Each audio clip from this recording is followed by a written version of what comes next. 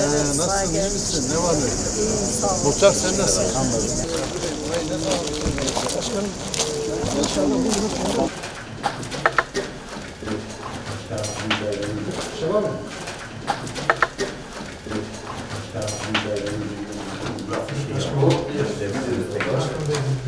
Turgut Özal kentsel dönüşüm projemizi yerinde inceledik.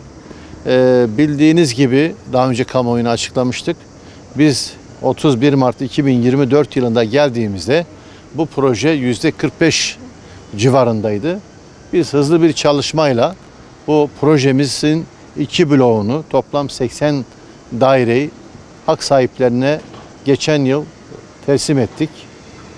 Bu yılda inşallah, bu yıl sonu da geri kalan 2 bloğumuzu, 88 dairemizi teslim edeceğiz. Bunun için çalışmaları hızlandırdık. Bu çalışmalarda katkısı olan tüm arkadaşlarımıza teşekkür ediyorum.